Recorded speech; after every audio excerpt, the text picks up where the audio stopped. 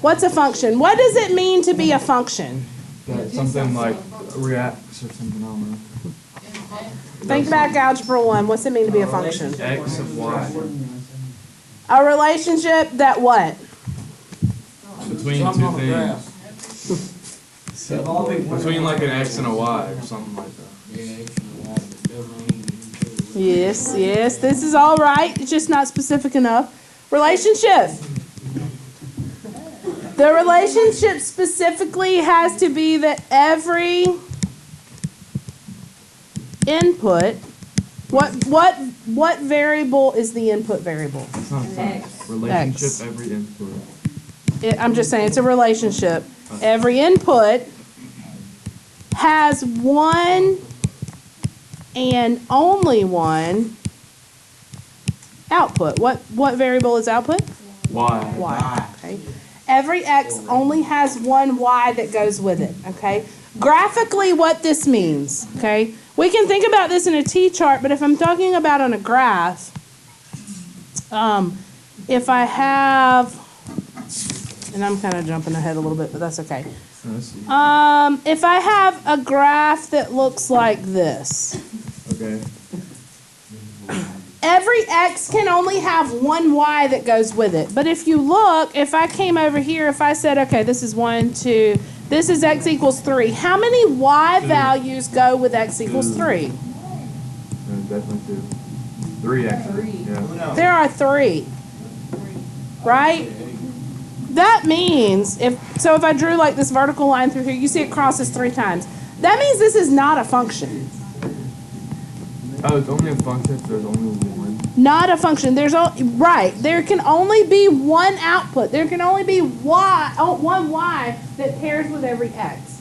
Now you can have multiple. You can have the same Y values with different X's, but you can't have the same X value with different Y values. Okay, so that's what it means. So looking at it graphically is the easiest way to tell, because we use what we call a vertical line test. Okay, if you can take a vertical line and you can put it anywhere on that graph, if it crosses more than one time, it is not a function.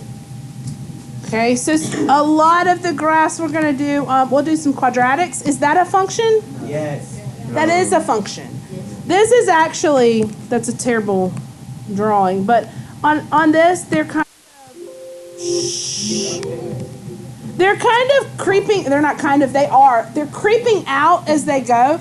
So that is a function because there's nowhere, guys, I can always tell when y'all get chatty because my voice starts hurting because I start talking louder and louder to accommodate. There's nowhere that I could put a vertical line as I go here and it would cross twice. It's always going to only cross once. But if I turn this graph on its side, it's no longer a function because there are several places I could drop a vertical line and cross twice. This is called the vertical line test.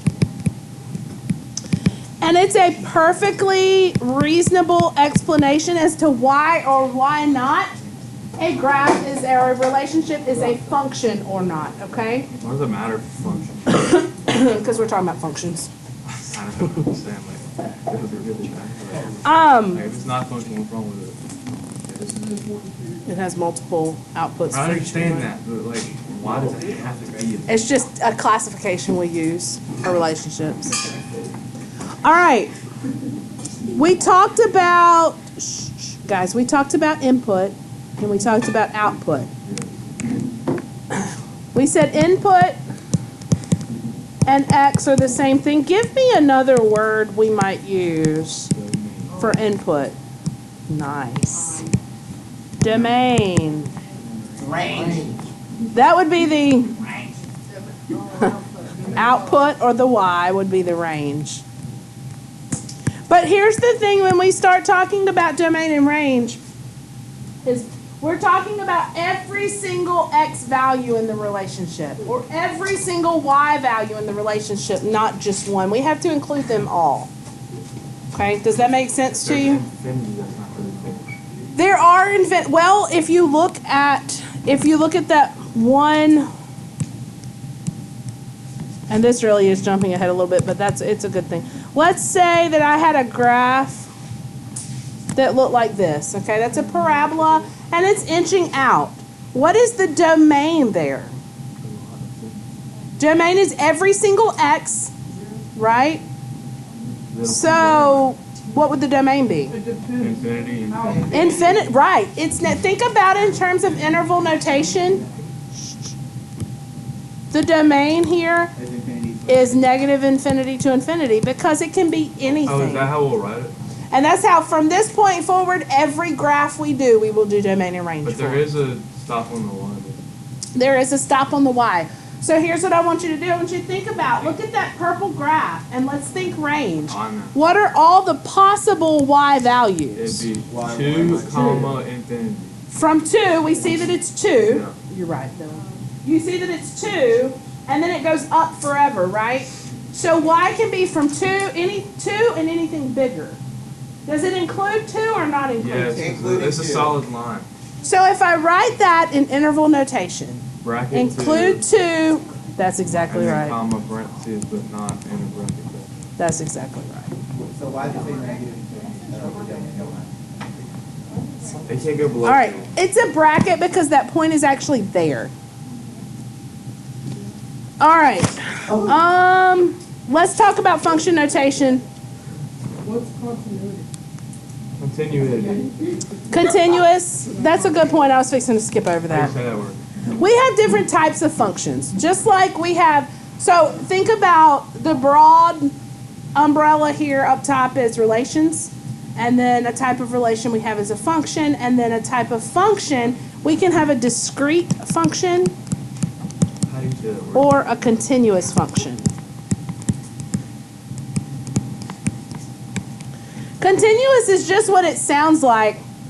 If you can literally, if you could graph it and not lift your pencil up, it's continuous. Okay, so it looks something like this or this. The graph is not important, it's just important that you don't lift your pencil up. It's smooth, it's connected, it goes on forever. Whereas discrete is made up of points.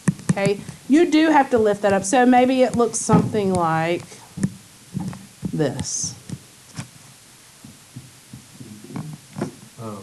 Okay, that's the difference in it's a really easy concept. These first lessons in the chapter are really broad concepts. They're pretty easy. They're a good introduction to what we're getting ready to do, which won't be as easy, but that's talking okay. about like a 69 on the first chapter. Function notation.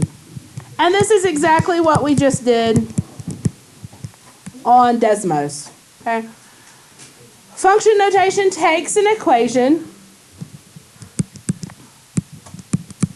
When did you find out you were still in here? I've got this equation. This is a line. Lines are always functions unless they are vertical lines because they'll always pass the vertical line test, right? Is there any way you can make it graph a vertical line on your calculator? Yeah, bless you. Like I was trying to get the intersection of vertical line and a certain point. And Well, you could just evaluate the function at that x value, and it would find the intersection. what do you mean?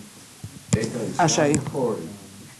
Well, yeah, I would know what the X was. I was trying to get the Y. I don't know. So what I'm saying is if you go into your table and you find that x value, that's the intersection. Cheeseburger. So you don't actually have to, but yeah.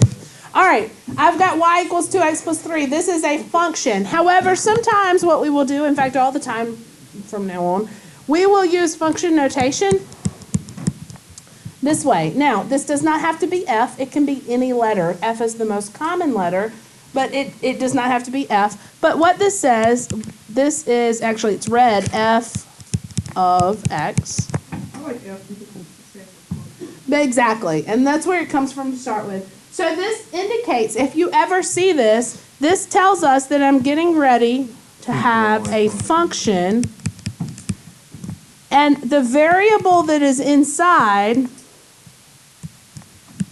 is my independent variable or my input, right? It'd be a function of. That's right. So it's saying, hey, I'm getting ready to give you a function of x, meaning a function whose input is x. And so this would be 2x plus 3. I don't have to graph it and do a vertical line test. I can just look at the equation, and if it's defined as function to start with, I know it's a function, So you're yes. missing the Y. Right, it replaces y.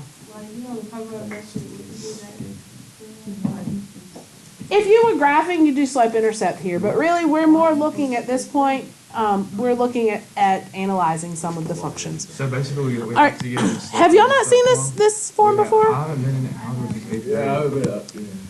Y and f of x are synonymous. They mean exactly the same thing. The only difference is it's giving me a little more information without being a whole lot of words in there. It's telling me that this equation is a function. It's graphed the same way that y equals 2x plus 3 is graphed. It's exactly the same thing. It's the same thing as y equals. It's just saying yes, but it's a function. So we have to Okay. get a slope intercept form, like to do. Yeah, but we're not graphing right now. Here's what we're doing with our function notation right now. Let's say I define f of x.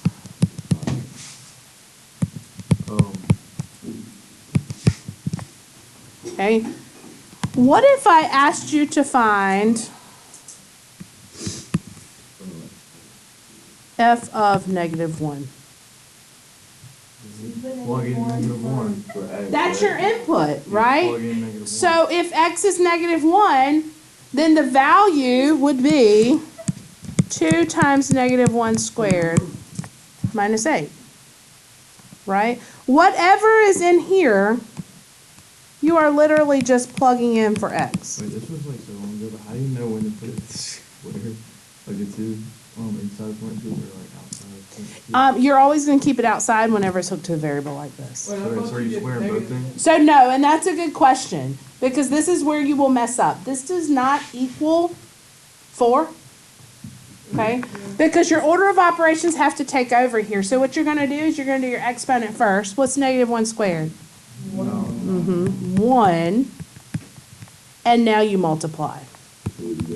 So 2 minus 8 would be -6. So f of -1 equals, and if you think back to your parachute guy that we're doing, right, with our functions, the x is -1, the y is -6. This point would be -1, -6. -6. Does that make sense? All right, one more. And then homework? No homework tonight, actually. So it would give us what f of x is and we have to solve it. Yeah, the word. Yeah, I like this, just minus word problem. I don't know if you could have. I guess you could always have a word problem. I want you to find 2 things on this. You find these 2 things without any problems, then I'll set you loose. I want you to find g of 0 and g of 2a. And you're saying there'll be no homework. No, I didn't say there'd be no homework. I said I'll set you loose on your homework. Oh, you just had to throw in an A. Whoa now, whoa now. Whoa, see, you thought it was going to be a piece of cake. It will be. Okay, I'm going to pause and look. All right, I'm going to put the answer up here. Don't look. I already got it. No, it's negative. No. I got 0 1, right? You can't what? Oh, no, it's not. No, it's not. I wrote it wrong from the book. Man, poo. All right, we're going to work it. I thought I gave you the example that was in the book so I could just pull the answer from it, but clearly I didn't. All right, let's do it together. Check your work as you go. All right, I got 0.5. The 2a is in parentheses and squared. Plus, nope, minus Stacy. 5 times 2a plus 3.5. Yes. Exponents come first. What is 2a times 2a? 4A. We're a squared. Squared, correct. So I got 0.5 times 4a squared. You have to leave the square? I was about to ask. Like- The a is squared because, right, you got 2a Oh, you don't know the A yet. times 2a. Because multiplication is commutative, I could do 2 times 2 times a times a. Have y'all done exponent properties yet? No. Did y'all, you're supposed to get to that in Algebra 1, but maybe not. We might have, I don't remember. You only multiply what? I literally don't remember. 5 times 2a is 10a. Now, what is 0.5 times 4? 2A squared. 2a squared minus 10a plus 3.5, and that is your answer.